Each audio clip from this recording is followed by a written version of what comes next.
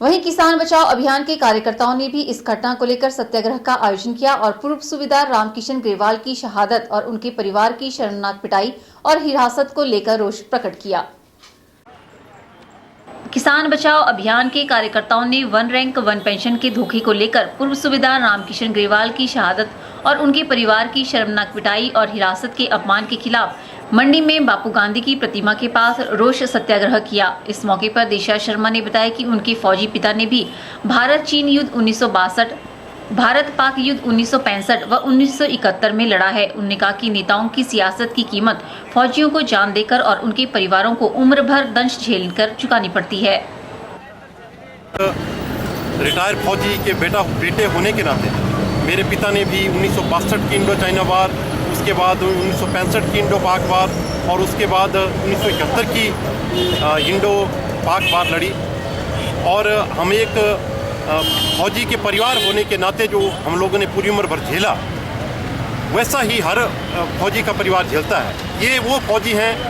जिनकी 70% जो उनको पेंशन मिलती थी बेसिक की, वो 1972-73 में जब वो 50% कर दी गई और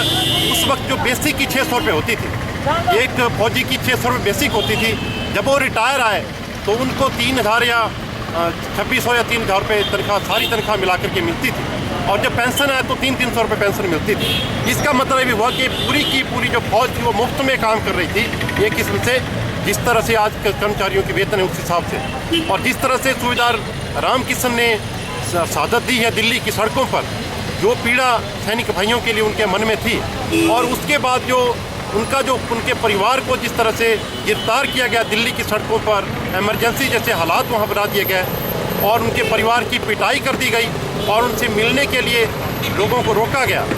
तो तमाम जो राजनीतिक पार्टियां हैं वो फौजियों के नाम पर जो कि सीमा पर शहादत देते हैं, तो ये नेताओं की जो सियासत है, इस सियासत की कीमत वो अपनी जान देकर सीमा पर चुकाते हैं। उन्होंने बताया कि पिछली यूपीए सरकार ने जाते जाते 500 करोड़ देकर वन रैंक वन पेंशन का सिगुफा छोड़ा, जिसको मोदी जी ने इस चुनाव में बड़ा मुद्दा बनाया, लेकिन सत्ता में आते ही अन्य वायदों की तरह इसे भी भूल गए। दिशा शर्मा ने कहा कि 27 लाख पूर्व सैनिकों के लिए मात्र 200 करोड़ रुपए हर साल पेंशन बढ़ोतरी को बढ़ा चढ़ाकर बताना देश के साथ बहुत बड़ा धोखा है। और जो वन रैंक वन पेंशन है वो पूरी तरह से लागू किया जाना चाहिए ताकि सभी फौजियों को उसका लाभ मिल सके। और जो मोदी सरकार जो झूठ बोल रही है, अभी कल एक जनरल बता रहे थे कि सिर्फ 200 करोड़ रुपए दिया गया है इस पेंशन के लिए, लेकिन इस तरह का धोखा और जो अपमान है वो नहीं किया जाना चाहिए। आप उनको पैसा दो चाहे ना दो, लेकिन अपमान तो मत करो। जिस तरह से सूबेदार रामकिशन के साथ जो हुआ है, उनको आत्महत्या करने पर मजबूर होना पड़ा, और उनके परिवार के साथ जो हुआ है, और वन रैंक वन पेंशन के नाम के ऊपर जो धोखा तमाम फौजी भाइयों के साथ हुआ है, तो उसके खिलाफ हम यहाँ ये आज रोष प्रदर्शन यहाँ बापू गांधी जी की प्रतिमा के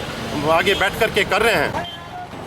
इस मौके पर कैप्टन ओसी ठाकुर, जीवन लाल, गुलाब सिंह आदि ने दिवंगत पूर्व सूबेदार रामकिशन को श्रद्धांजलि अर्पित करते हुए उनके शोक संतप्त परिवार के प्रति संवेदनाएं व्यक्त की। कैमरा पर्सन युगल के साथ ब्यूरो रिपोर्ट के चैनल मंडी।